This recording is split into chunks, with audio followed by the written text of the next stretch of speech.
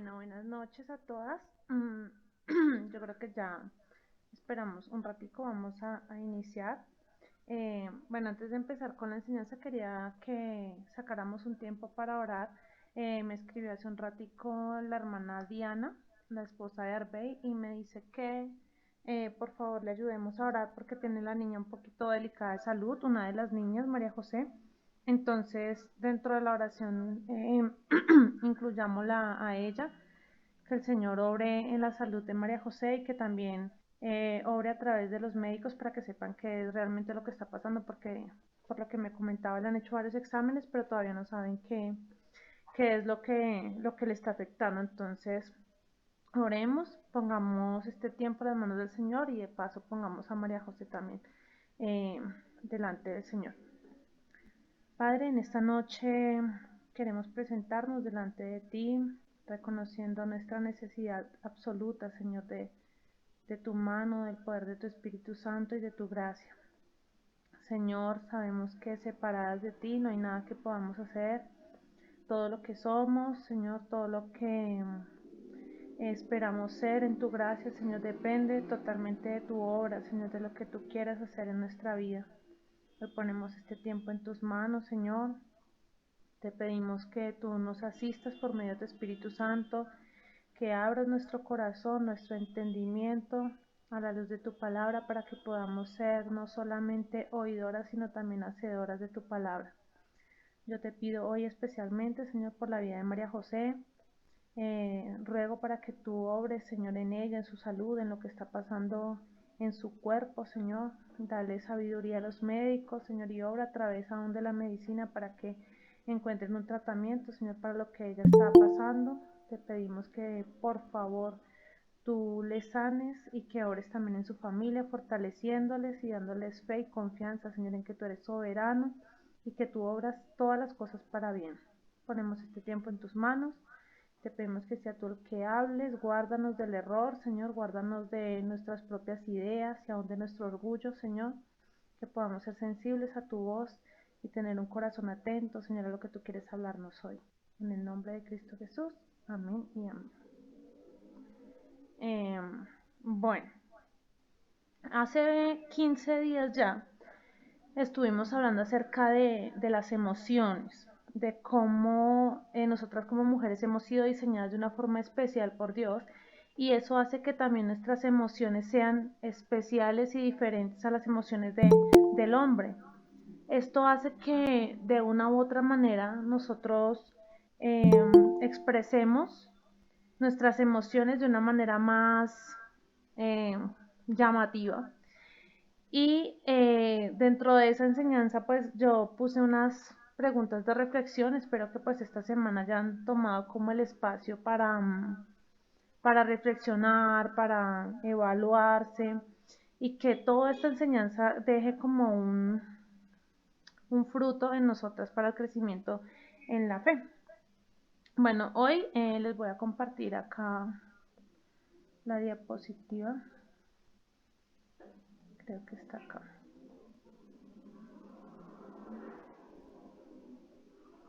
Bueno, me confirman si la están viendo, creo que sí. Sí, señora, ahí se ve. Sí, señora, yo la estoy viendo, gracias. Listo. Sí, mire, yo también.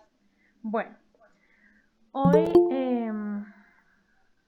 perdón, voy a revisar acá, es que me está llegando como las solicitudes, pero las tengo por otro lado. Permítame un momentico, ya cierro acá y abro otra vez con otra cuenta. Ya, ok, voy a abrir con mi propia cuenta para poder aceptar a las personas que están ingresando.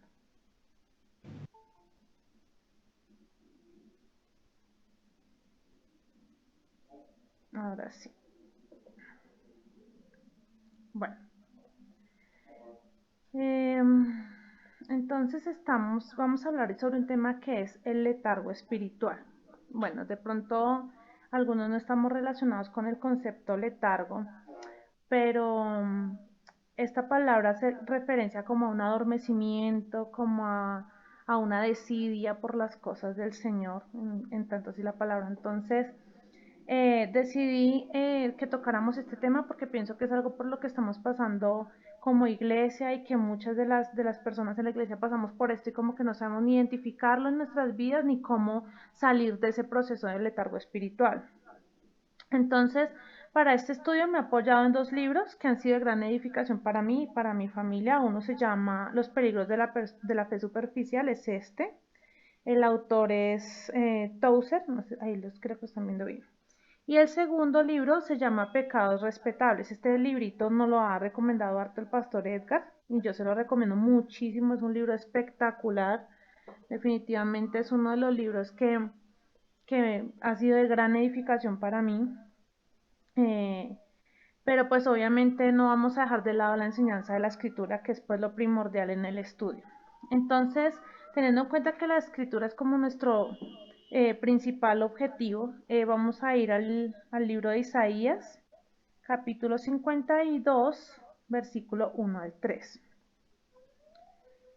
Isaías 52, 1 al 3, dice así: Despierta, despierta, vístete de poder, oh Sión, viste tu ropa hermosa, oh Jerusalén, ciudad santa, porque nunca más vendrá a ti incircunciso ni inmundo.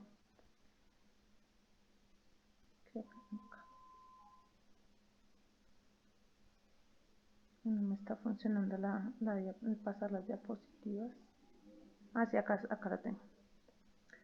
Dice: porque nunca más vendrá a ti incircunciso ni inmundo, sacúdete del polvo, levántate y siéntate, Jerusalén, suelta las ataduras de tu cuello, cautiva, hija de Sión. Porque así dice Jehová: de balde fuisteis vendidos, por tanto sin dinero seréis rescatados. Bueno, este va a ser hoy nuestro pasaje central para este estudio. El Señor hace un llamado al pueblo de Israel a despertar. Este pasaje, aunque en primera instancia está dirigido al pueblo de Israel en el Antiguo Testamento, el pueblo de Israel étnico, también por extensión es aplicable a nosotros, los creyentes del Nuevo Testamento.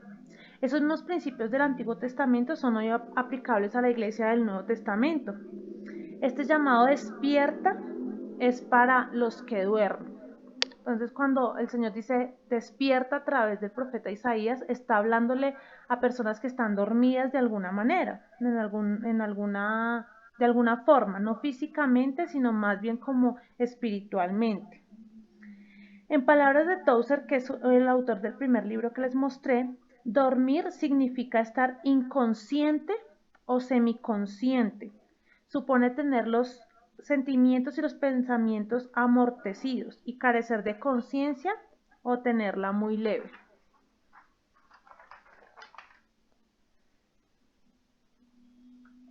El problema de estar dormido en ese contexto es que somos presa fácil de cualquier peligro que pueda acecharnos, sin que nos inquietemos para nada. Cuando estamos en un letargo espiritual, no nos damos cuenta de los peligros que está corriendo nuestra alma, ni que estamos corriendo un peligro espiritual o que somos presa fácil del pecado, sino que simplemente estamos como en ese momento eh, de estar en control automático. Entonces estoy en automático, como que voy por la vida, pero no me doy cuenta qué es lo que realmente está pasando en mi vida ni en mi alma.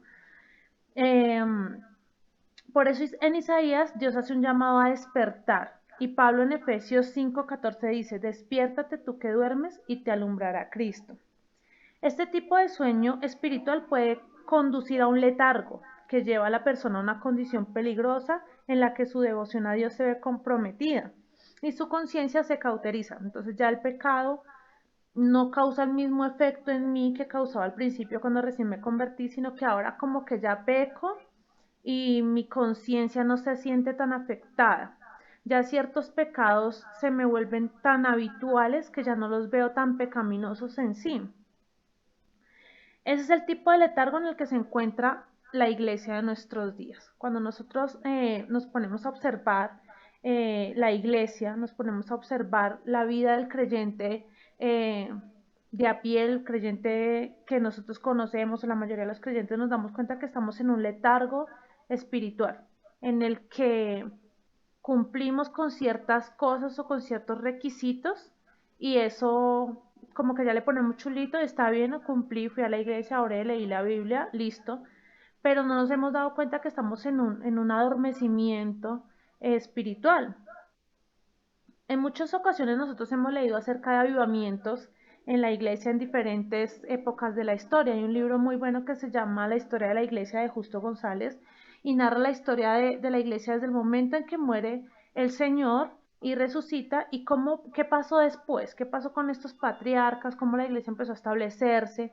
Y es la historia desde esa época hasta nuestros días y él narra diferentes avivamientos en esa historia, diferentes momentos en que la iglesia se despierta, los pecadores vienen al Señor en arrepentimiento y fe, los creyentes sienten un amor renovado por el Señor, esto los lleva pues a las calles, a evangelizar, a las misiones y eso hace que vengan más y más convertidos. Y eso es un deseo que ha crecido en el corazón de nosotros como iglesia. Todos esperamos que en nuestra iglesia haya un avivamiento, no como este que nos pintan ahora, que es más bien un desorden, sino ese avivamiento en el que viene la gente en arrepentimiento y fe al Señor. Queremos que la iglesia se llene de personas que vengan al Señor arrepentidas y que haya un cambio en el corazón de nosotros como creyentes, que haya un nuevo despertar. Pero no lo vemos. O sea, pasan los años y ya no vemos esos avivamientos de antaño y es porque hay un adormecimiento en el que hemos caído como iglesia. Y este adormecimiento, este letargo lo vamos a ver hoy en dos perspectivas o desde dos puntos de vista. El primero es el letargo moral. Este letargo moral caracteriza a las personas que no son creyentes. Estoy escuchando como un retorno. Sí. Este letargo moral lo presentan todas las personas, sin excepción las personas que no son creyentes, pero también puede pasar que lo presenten personas dentro de la misma iglesia o que lleguemos nosotros como iglesia a presentarlo. Entonces, este letargo moral significa vivir, tener hábitos y hacer cosas que están profundamente enraizadas en la persona y que Dios aborrece y sin que la persona se dé cuenta. Es decir, pecado. Esos actos son peligrosos para el alma. Este tipo de letargo se refleja en llevar una vida abiertamente mundana. Entonces es la persona que, de lo que nos hablaba ayer el pastor Humberto, que algunos le han llamado el cristiano carnal, que es un concepto que realmente no existe en la Biblia, pero es esta persona que diciendo ser creyente dentro de la iglesia ha hecho una confesión de fe que no es sincera, es una confesión de fe falsa. Y aún la misma persona puede estar engañada creyendo que ha tenido un nuevo nacimiento, pero no lo tiene porque sus acciones, sus hábitos, lo que piensa, lo que dice, no demuestra un nuevo nacimiento. Recordemos que la Biblia dice que por sus frutos los conoceréis. Cuando nosotros vemos una persona que ha nacido de nuevo, se evidencian los frutos. Y el fruto del que nos habla la Biblia es el amor, gozo, paz, paciencia, bondad, benignidad, fe, mansedumbre y dominio propio. Este fruto, que es uno solo, yo veo el fruto del Espíritu Santo como si fuera una mandarina con 9 gajitos. Todo esto empieza a crecer en la persona que ha nacido de nuevo. Entonces la persona empieza a crecer en amor, en paciencia, empieza a crecer en dominio propio. Cuando yo no veo eso en una persona, me doy cuenta de que su confesión de fe tal vez no es tan sincera. Entonces empieza esta persona a tener un letargo moral, entonces empieza a tener hábitos pecaminosos, el pecado se vuelve una práctica. Recordemos que el creyente no practica el pecado, pecamos, pero el pecado no es una práctica en nuestra vida. La persona que está en un letargo moral sí practica el pecado. Y lo peor es que esta persona no se da cuenta de eso, no se da cuenta de lo que está pasando, no es consciente de eso. Como creyentes nos puede parecer que sea imposible ser ciegos ante nuestro propio pecado. A veces decimos, yo no puedo creer que pueda pecar de alguna manera y no darme cuenta. Pero cuando hemos caído en este tipo de letargo, nuestra conciencia también se adormece y llegamos a pasar por alto nuestro pecado y incluso llegamos a justificarlo. Entonces, cuando alguien nos llama la atención o nos llaman como al orden, nos justificamos, echamos la culpa a todos, no es que mi esposo, es que mis hijos, es que la iglesia, es que el hermano, es que mi familiar, etcétera. Entonces todos tienen la culpa, pero yo no. Entonces justifico. O es que, bueno, el estrés, lo que decíamos hace 15 días, el estrés, las hormonas, mis días, etcétera. En ese estado somos más propicios a ver las faltas en otros que en nosotros mismos. Bueno, entonces acá voy a citar a Tozer, el autor del primer libro, para extender un poquito el concepto de letargo moral. Dice que el letargo moral es totalmente posible estar despiertos. Perdón, no sé quién es. Tengo acá una persona que se llama Pox Tenebras, y siempre se está como creando, no sé si el, no sé quién será, si tiene algún comentario, pero se activa el audio y como que interfiere aquí en... Bueno,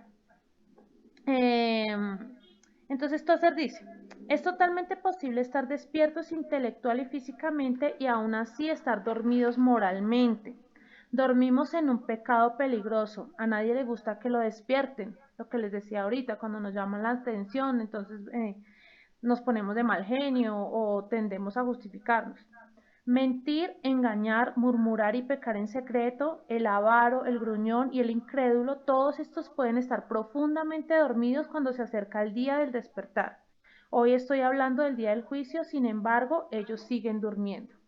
Lo que dice Tozer es que todos estos pecados se vuelven habituales y la persona no lo nota. Y por eso en la Biblia Dios hace un llamado a despertar, porque no queremos que despertemos en el día final, en el día del juicio, sino que podamos en este lado de la eternidad empezar a trabajar sobre todas estas cosas que estamos teniendo en nuestra vida. Una de las causas de este adormecimiento, porque decimos, bueno, que cuando uno tiene una enfermedad, uno siempre le pregunta al médico, bueno, pero ¿por qué estoy enferma? ¿Qué causó esta enfermedad o qué está causándome estos síntomas? Cuando yo estoy en un letargo moral, en el que no me doy cuenta de mi pecado, en el que empiezo a tener hábitos pecaminosos, pienso, bueno, ¿por qué llega un creyente a un letargo moral? Entonces, una de las causas de este adormecimiento es el evangelio que se predica hoy.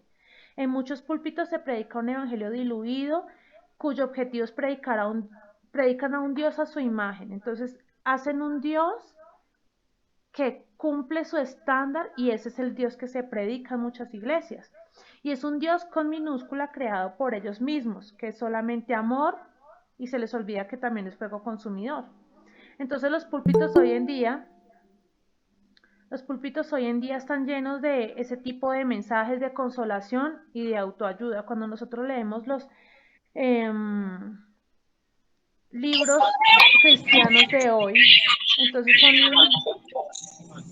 son libros que tratan más como de hablar de la autoestima o de que tú eres una persona valiosa para el Señor, pero no se habla realmente del pecado, ni se habla de que Dios también juzga el pecado. En cambio, el verdadero evangelio es un evangelio que le grita al impío despierta, o al creyente que está en el letargo espiritual, le grita despierta. La Biblia dice que la venida del Señor será como en los días de Noé. Las personas en la época de Noé, dice la Biblia, que se casaban y se daban en casamiento, que estaban en sus negocios, en todos en sus cosas, y no esperaban que llegara el momento de ver el juicio del Señor. Entonces, cada uno de ellos estaba en su afán de la vida, sembrando tesoros en este mundo. Y bueno, eso está en segunda de Pedro 5. Yo tengo acá los pasajes, entonces yo se los voy a leer para que no, de pronto si ustedes tienen ahí, están tomando apuntes, después igual yo les voy a mandar como el bosquejito con los versículos. Entonces dice así, segunda de Pedro 5. Dios tampoco perdonó al mundo antiguo, aparte de Noé y a los otros 7 miembros de su familia. Noé advirtió al mundo del justo juicio de Dios y por eso Dios lo protegió cuando destruyó con un gran diluvio el mundo en el que vivían sin Dios. Esta es la nueva traducción viviente, está un poquito diferente a la acostumbrada de la Reina Valera. Pero lo que quería resaltar de esta versión es que dice que Noé advirtió al mundo del justo juicio de Dios. O sea, Noé hizo un trabajo de predicador mientras construía el arca, iba predicando a las personas que estaban a su alrededor, a sus vecinos, a los que se acercaban. Obviamente un arca de estas dimensiones en medio de la tierra seca, en medio del continente, llamó mucho la atención, la gente venía y Noé les advertía acerca de la condición en la que estaban y del juicio que iba a venir, pero la gente no le creyó. La gente no vino al arrepentimiento, ni tuvieron fe en lo que Noé les decía, sino que se burlaban de él. Hasta que empezaron a ver las primeras gotas de lluvia, entonces quisieron entrar en el arca, pero ya era demasiado tarde, ya el Señor mismo había cerrado la puerta. Entonces, lo mismo pasa hoy en día con nosotros. Entonces, estamos tan envueltos en las cosas de este mundo, en los afanes de la vida, en la búsqueda de nuestra felicidad, que no nos hemos dado cuenta de que estamos adormecidos.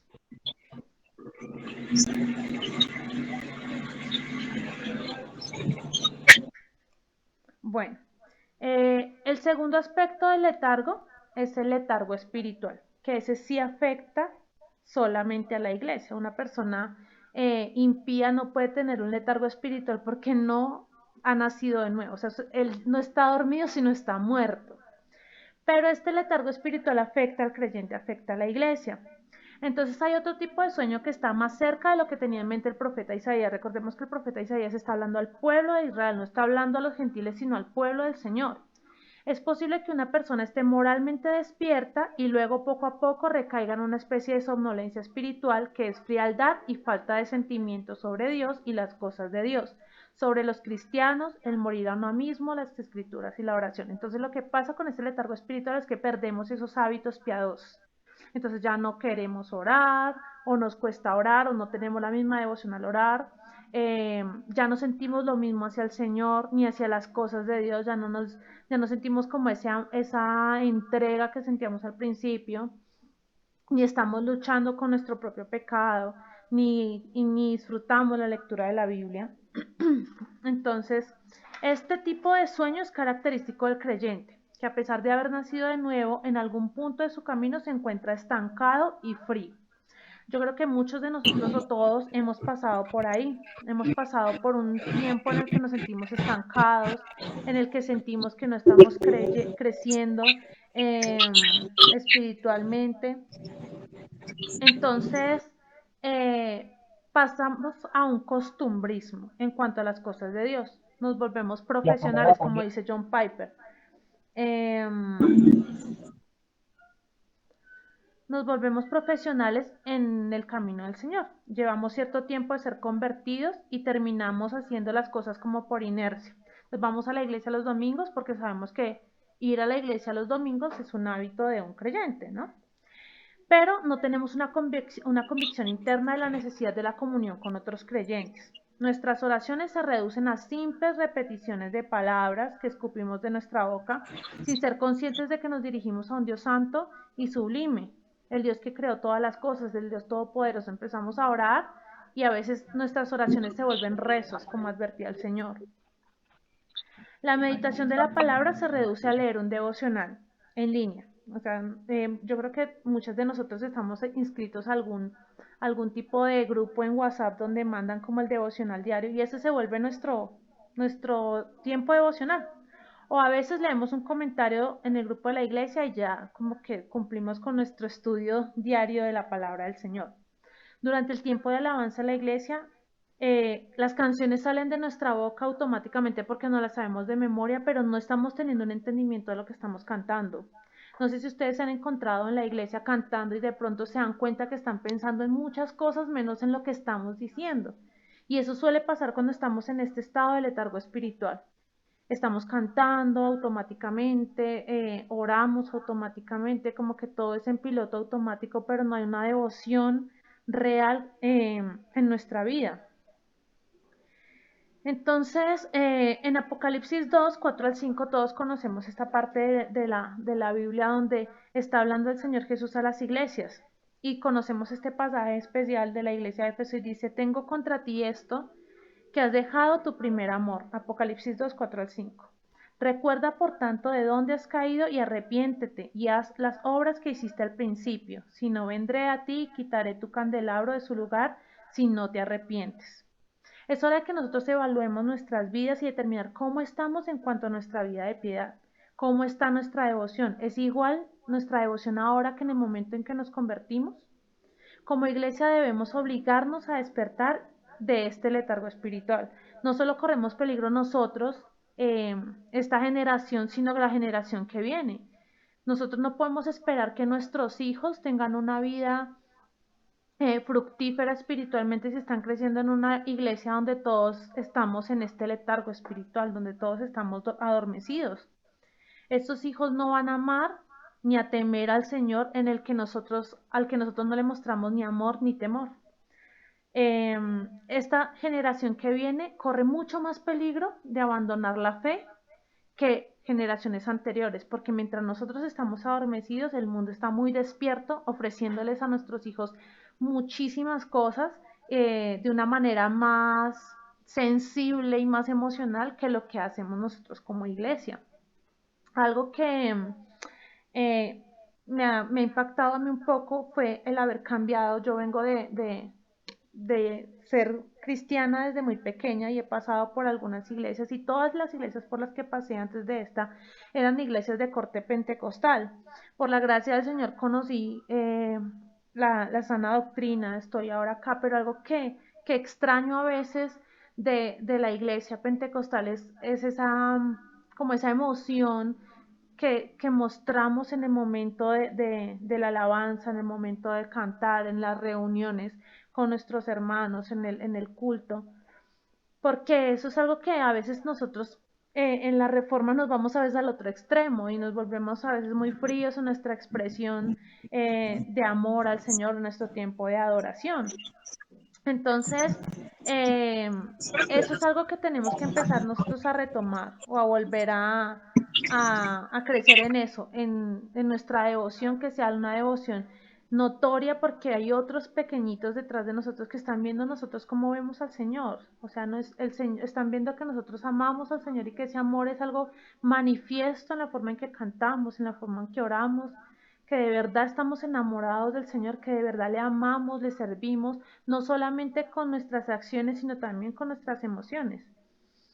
Ahora, ¿cómo se ve en la práctica el letargo espiritual en un creyente? Entonces, Jerry Bridge define a un creyente y dice que todo creyente es un santo porque ha sido separado de su anterior estilo de vida de pecado y apartado por Dios para glorificarlo más y más a Él al irse transformando. Entonces, si un creyente es un santo, no porque no peque, sino porque fue separado, en la Biblia habla de la santidad o del santo como el que es apartado por Dios para un objetivo específico, dice que el objetivo específico por el cual Dios aparta a un creyente es para que le glorifique y se transforme.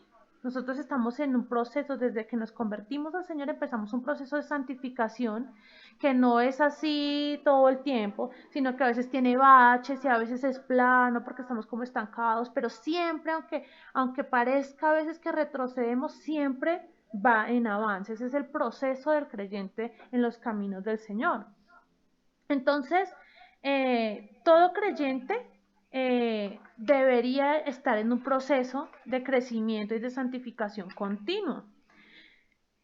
Y en ese proceso la idea es que nos apartemos de todo tipo de pecado. Pero aunque este es el ideal, en muchos casos no es lo que vemos en nuestra vida, en nuestro caminar diario. Nos vemos siempre en una lucha constante entre lo que yo quiero hacer, que es agradar al Señor, y lo que realmente hago, que es desobedecerlo y desagradarlo.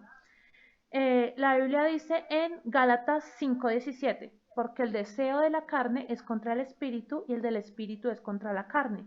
Y estos se oponen entre sí para que no hagáis lo que quisieres. Entonces, tengo de un lado el espíritu que me dice que tengo que obedecer al Señor, que amo al Señor, que quiero agradarle, que quiero responder a lo que Él ha hecho por mí en obediencia. Y del otro lado tengo la carne que no quiere, que quiere desagradar al Señor, que quiere irse por el camino del pecado. Y dice que estos deseos de la carne y del espíritu se enfrentan y se oponen entre sí, no podemos hacer lo que queremos. Y nos vemos en esa lucha.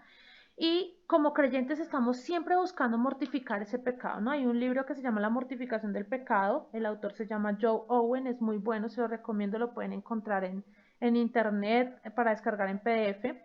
Y él habla de que nuestra tarea como creyentes es siempre estar mortificando el pecado. Yo detecto un pecado, el orgullo en mi vida, entonces todos los días trato de mortificarlo y de reducirlo para que sea cada vez más Cristo en mí y menos, que haya menos de mí, que yo mengüe. Pero aunque esto es un ideal, que yo esté todos los días mortificando mi pecado, un creyente que está en letargo espiritual no lo hace. No puede detectar su pecado tan fácilmente porque sus sentidos espirituales están dormidos. Entonces, esas son épocas de estancamiento y falta de progreso en las que sentimos que somos arrastrados por el pecado a pesar de que ya no somos esclavos del pecado porque ya por la obra de Cristo ya no estamos esclavizados del pecado, pero sí sentimos como que nos estamos dejando llevar. Eh, Dios nos ha concedido junto con Él todas las cosas necesarias para una vida de piedad. En 2 de Pedro 1, 3 al 4 dice: como todas las cosas que pertenecen a la vida y a la piedad nos han sido dadas por su divino poder mediante el conocimiento de aquel que nos llamó por su gloria y excelencia, por medio de las cuales nos ha dado preciosas y grandísimas promesas, para que por ellas lleguemos a ser participantes de la naturaleza divina, habiendo huido de la corrupción que hay en el mundo a causa de la concupiscencia. Lo que nos dice este pasaje es que Dios nos ha dado todo lo que necesitamos para llevar una vida de piedad. Todo, no tenemos ninguna excusa para no llevar una vida piadosa porque Dios nos dio todos los medios de gracia que nuestra vida cristiana necesita para ser fructífera. Pues tenemos la iglesia, tenemos su palabra, tenemos la oración, nos ha dotado de su gracia, nos da la fuerza y la consolación del Espíritu Santo para que nosotros podamos llevar una vida de piedad. Entonces, el problema no es la falta de gracia y de provisión divinas, sino el problema somos nosotros mismos. Entonces, el pecado es definido en la Biblia como errar en el blanco. Entonces tengo aquí una diana enorme y la idea es que yo dé en el centro y doy por fuera de la diana, ¿sí? Entonces ese centro o esa diana, esa meta, es la ley del Señor. Y cuando yo peco es porque tengo una conducta que no me lleva a cumplir esa meta. El Señor nos ha llamado a nosotros como creyentes a llevar una vida de santificación. Y pecar es toda una conducta que es indigna de un creyente.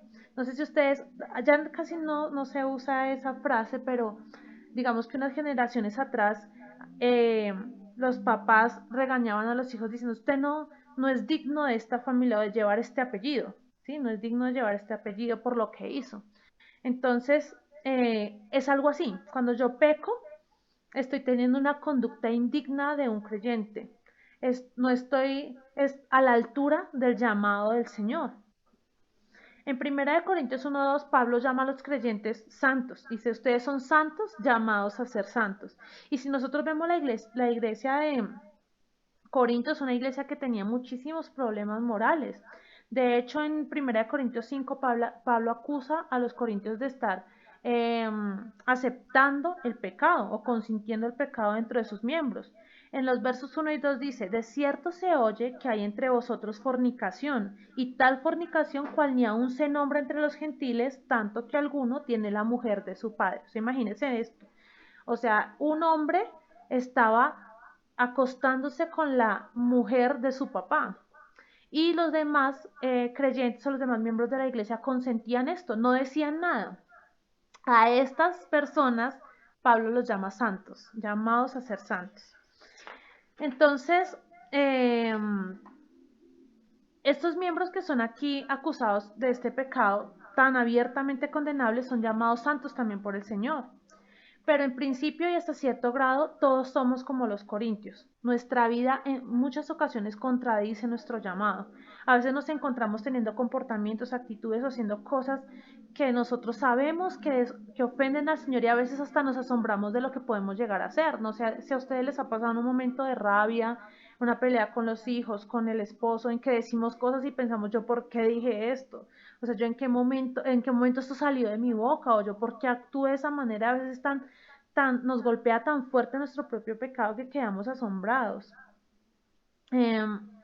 Nosotras hemos sido llamadas a ser santas en toda nuestra manera de vivir. Esto incluye no solamente nuestra vida en la iglesia los domingos, sino también en todo lo que hacemos, decimos y pensamos. Todo esto debe estar alineado con la voluntad del Señor, con el estándar del Señor.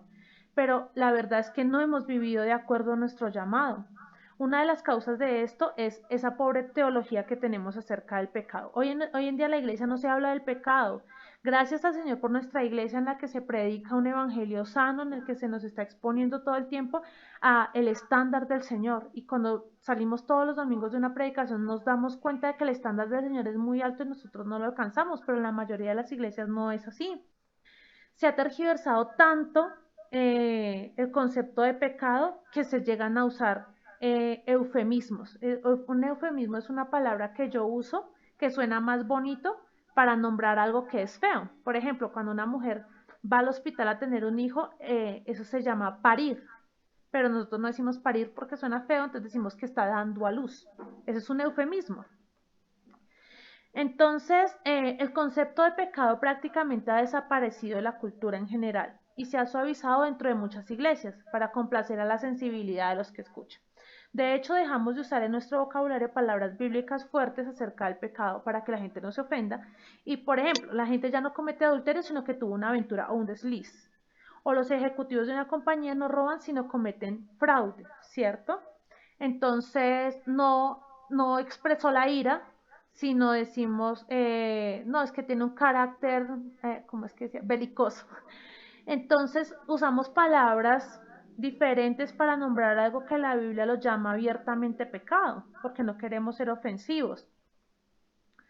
Entonces se nos olvida que el mismo Dios que dijo en Levítico 29 que todo aquel que maldiga a su padre o a su madre ciertamente se le dará muerte, y eso lo dice la Biblia, es el mismo que dijo en Gálatas, que es el Nuevo Testamento 5, 16 al 21.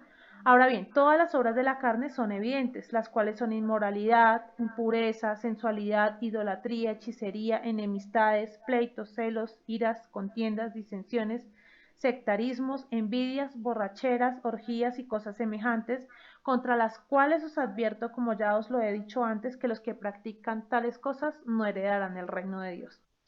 A veces pensamos que el Dios del Antiguo Testamento, que dice que un hijo que le falta el respeto al papá debería ser sacado afuera del pueblo y apedreado, ese Dios está allá y ya no es el mismo de ahora. Ahora es un Dios que es sola gracia. El mismo Dios que dijo eso es el mismo Dios del Nuevo Testamento, y Dios piensa lo mismo hoy en día acerca de los hijos. Él piensa lo mismo acerca de ofender o de deshonrar al papá y a la mamá. Pero por la gracia del Señor hoy se abre el panorama y hoy digamos que está la oportunidad del hijo de arrepentirse y venir al Señor, pero Dios piensa lo mismo acerca del pecado. Tiene la misma, aborrece de la misma manera el pecado en todas sus manifestaciones. El Dios del Antiguo Testamento es el mismo Dios justo del Nuevo Testamento. Aborrece el pecado y lo condena.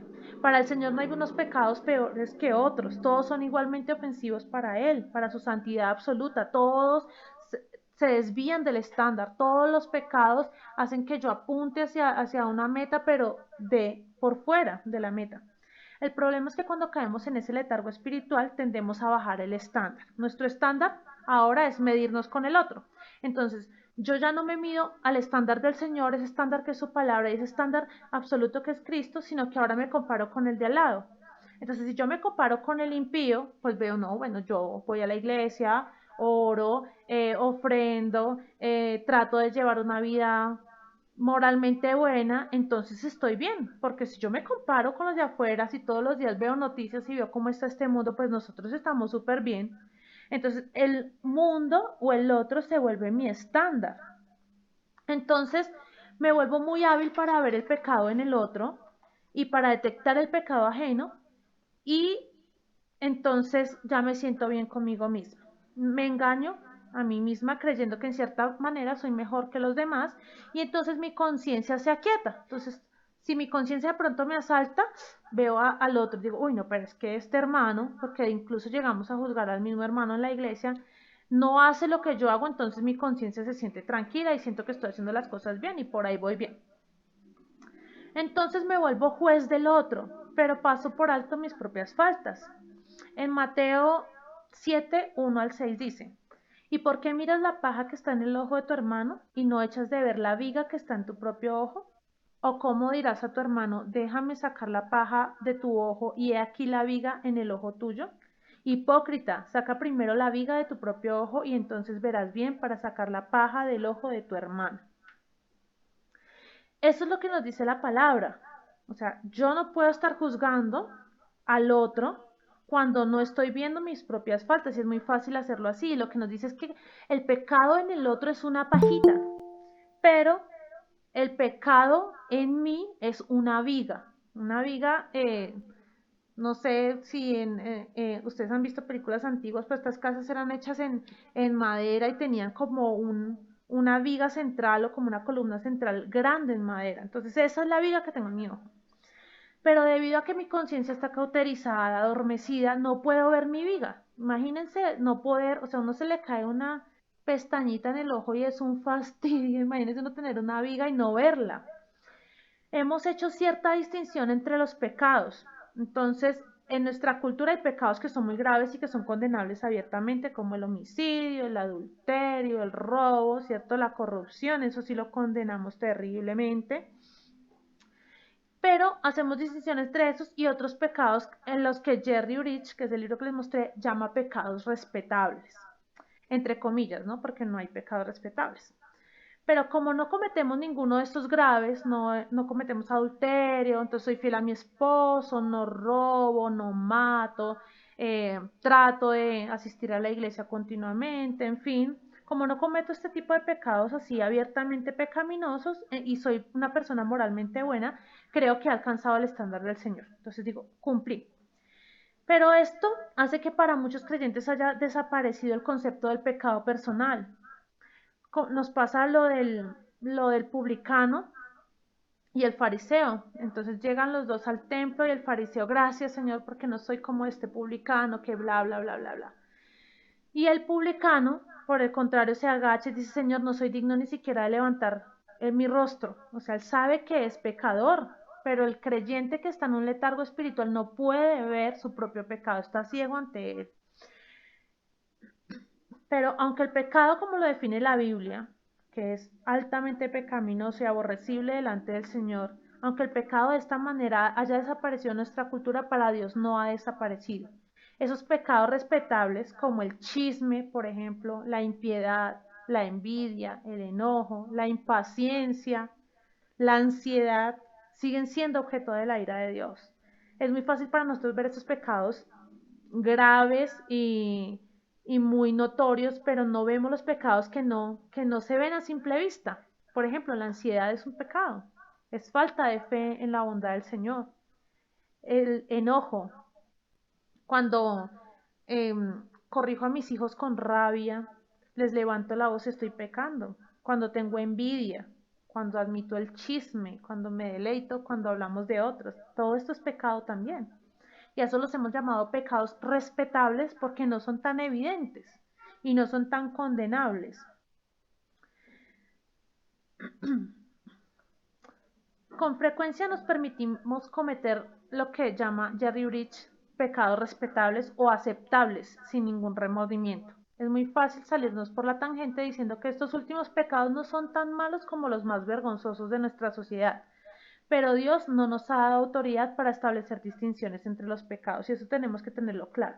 Para Dios es tan pecaminoso el adúltero como la persona que se aira con facilidad. Es tan pecaminoso el asesino como el chismoso. Es el mismo pecado en contra de la santidad del Señor. Hemos fallado en alcanzar el estándar. Si cambiamos nuestro estándar por el estándar de la palabra de Dios, que es Cristo, Él debe ser nuestro estándar. O sea, ya no, mi estándar no es el otro, mi estándar no es el vecino, mi estándar no es el compañero de trabajo, no, mi estándar es Cristo. Y si yo cambio mi estándar por Cristo, entonces mis ojos van a ser abiertos y yo voy a ver la pecaminosidad de mi pecado. Y esto solamente se logra cuando quitamos nuestra mirada del mundo y del otro, o de la paja en el ojo ajeno, y nos vemos a nosotros mismos a la luz de la palabra de Dios. Cuando yo me siento a meditar en la palabra del Señor, a ver cómo es su santidad, entonces empiezo a ver mi pecado. Por eso la Biblia es una lámpara que alumbra, es un espejo en el que yo puedo verme y darme cuenta de mi propio pecado, de la viga que tengo en mi ojo. Por eso debemos abrir nuestros ojos al llamado de Isaías, que dice despierta, como dice el Señor Jesús a las iglesias en Apocalipsis, el que tenga oídos para oír, que oiga. Entonces, evaluemos nuestra vida. ¿qué tanto he estado yo sumida en un letargo espiritual? ¿Realmente veo mi pecado o soy más propensa a ver el pecado en el otro? ¿Qué pasa cuando me confrontan? O mi esposo, o en el caso de las solteras, cuando viene la mamá, o el papá, o el hermano, o el amigo, y nos confronta con nuestro pecado, ¿cómo respondemos ante eso? Tenemos la humildad de decir, tienes razón, he pecado, puedo verlo en mi vida, por favor oremos, que el Señor me dé su gracia, o me pongo a la defensiva, me justifico, me pongo de mal genio. ¿Cómo es mi actitud frente a eso? ¿Cómo está mi vida de devoción? ¿Cómo está mi vida de oración? ¿Cómo está mi vida en cuanto a la lectura de la palabra? A veces nos justificamos, sobre todo nosotras como mujeres, bueno, no tengo tiempo, los niños, el trabajo, no sé, la universidad, el estudio y no me queda tiempo. ¿De verdad no nos queda tiempo? O sea, evaluémonos. A veces sacamos tiempo para Netflix, sacamos tiempo para Facebook, sacamos tiempo para, no sé, una cantidad de cosas, pero el Señor es el tiempo sobrante. Eso se llama letargo espiritual. Nuestro primer amor está adormecido, está apagado. Obviamente no del todo, porque el Señor no suelta al creyente, como nos decía el pastor Humberto el domingo. Si nosotros somos hijos, el Señor no nos va a permitir pecar impunemente. Él siempre está dispuesto a disciplinarnos y a traernos de nuevo al redil. Nosotros somos sus ovejas y si Él tiene en determinados casos que llevar su bastoncito y partirnos una patica para que volvamos, Él lo va a hacer. Pero estamos siendo, como dice la Biblia, como el mulo sin entendimiento. Es algo que he aprendido yo y por eso me gusta leer tantos libros, es que si alguien ya aprendió la lección y yo la puedo aprender de esa persona y no tengo que pasar por eso yo, pues lo hago. Yo siempre le digo, trato de hacer eso con mis hijos, sobre todo con el mayor que ya está pasando por los años de la adolescencia y yo trato de enseñarle lo que yo aprendí en esa época de mi vida y le digo, por favor, aprende de lo que yo ya aprendí para que tú no tengas que pasar por eso. Entonces, qué bueno que podamos aprender de este mensaje de hoy y no esperar a que el Señor tenga que traernos de otra manera o volvernos otra vez al camino, volver o despertarnos. Al principio del libro, creo que es el libro de Tozer, sí. Él narra una historia, dice que había un hombre que estaba muy ebrio y salió del lugar donde estaba tomando y fue caminando por las vías del tren y de repente se quedó dormido y se acostó en las vías y llegó un hombre a despertarlo y lo despertó de una manera muy brusca que él en el inicio se puso de mal genio porque no sabía por qué lo estaba estrujando de esa manera, pero cuando se dio cuenta que pasó el tren le salvó la vida, entonces él pudo reconocer que esa era una manera en que se debe despertar a una persona que está corriendo peligro. Y así es como nosotros tenemos hoy que hacerle a nuestra alma, estrujarla y llamarnos a despertar. No podemos esperar que nuestra vida se vaya en un letargo espiritual en el que no crecemos, en el que nos estancamos, porque tenemos que evaluar si este estancamiento es un letargo espiritual, algo en lo que estamos pasando como creyentes, o si realmente no lo somos.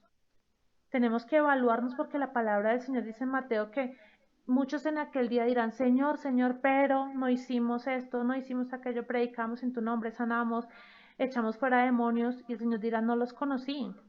Cuando yo entendí este pasaje, entré como en una crisis porque yo pensaba y le decía al pastor Humberto, decía, pero yo cómo sé si yo no voy a ser una de esas a las que el Señor diga no la conozco.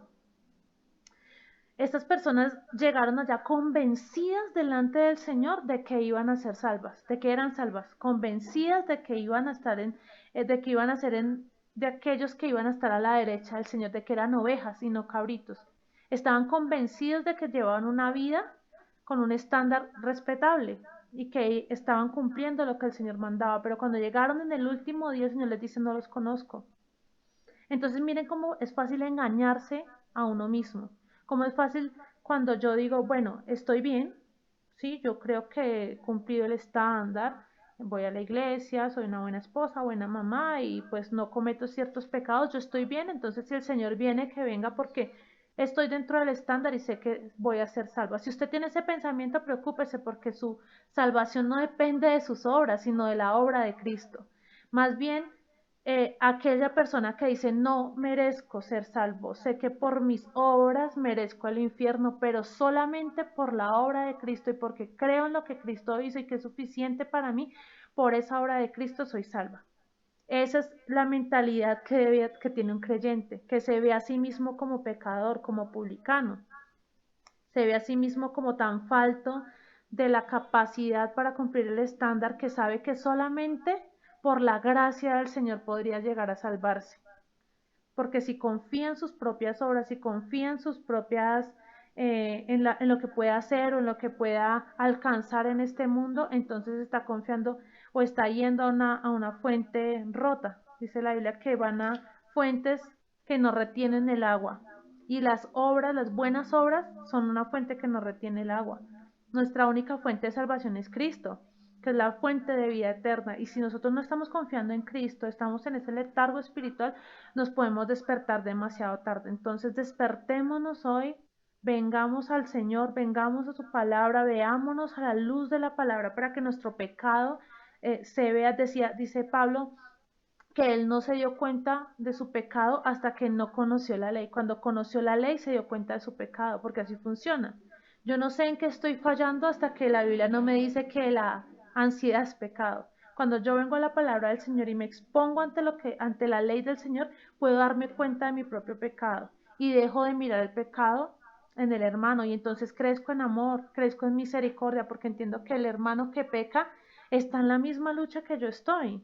Cuando veo mi pecado y me doy cuenta de lo difícil que es agradar al Señor y lucho con eso, lo mortifico y me duele y me lamento por mi propio pecado, entonces tengo misericordia del hermano que también lucha con el pecado. Entonces dejo de ser juez.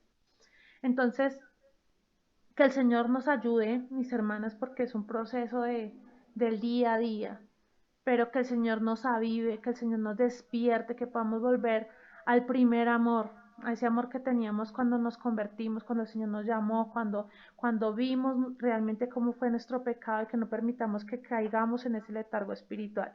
En las próximas charlas vamos a hablar de esos pecados respetables.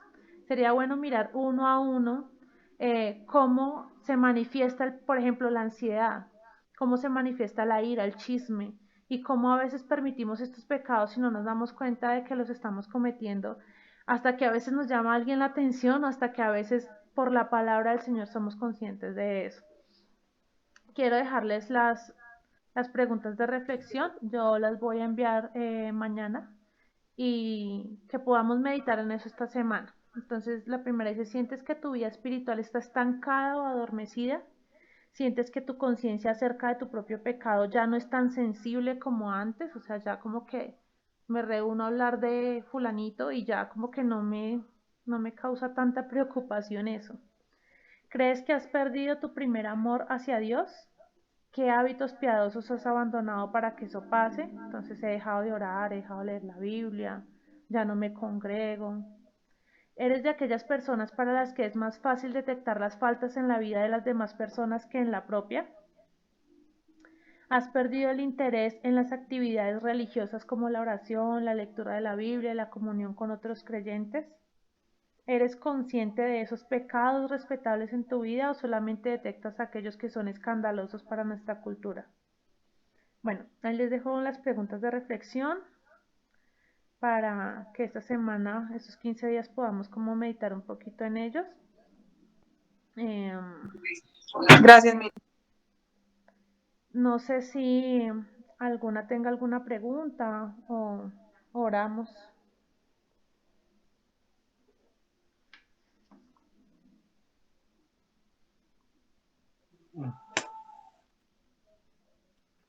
Gracias, Mire. Pues por mi parte no, muy bendecida por la prédica. Por aquí la escuchamos junto con uno de mis hijos y la otra parte con otro, con los dos. Entonces creo que una bendición para todos. Bueno, ok, entonces oremos. Pidámosle al Señor que nos avive, que nos despierte, que nos ayude a salir. Si alguna de ustedes siente que está en ese tiempo de letargo espiritual en el que le cuesta orar, y bueno, yo lo digo con conocimiento de causa porque me pasa, me ha pasado muchas veces en mi vida, en mi caminar con el Señor todos estos años, y hay momentos en los que son momentos bien difíciles en este aspecto, momentos en los que se pierde el interés por la oración, en los que cuesta leer la Biblia, en los que cuesta incluso estar en la iglesia, eh, porque y no nos damos cuenta que esto es como una bola de nieve, y en algún momento estamos en una situación así, no nos damos cuenta ni por qué llegamos allá, hasta que ya nos sentimos vacías, devastadas, deprimidas, bueno, en fin. Eso se manifiesta de muchas maneras, pero creo que todas hemos pasado por esto, y muchas de nosotras podemos estar pasando por esto en este momento. Que el Señor nos ayude a despertar, que el Señor mismo ponga en nosotras el querer como el hacer por su buena voluntad, que ponga en nosotras el deseo de orar, de leer la Biblia, que ponga en nuestro corazón el deseo de tener comunión con otros creyentes, para que podamos también ser edificados unos con las experiencias de los otros.